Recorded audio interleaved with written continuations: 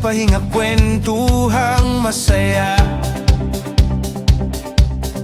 Habang humihigop ng kape, si Kuya Arnel ang kasama.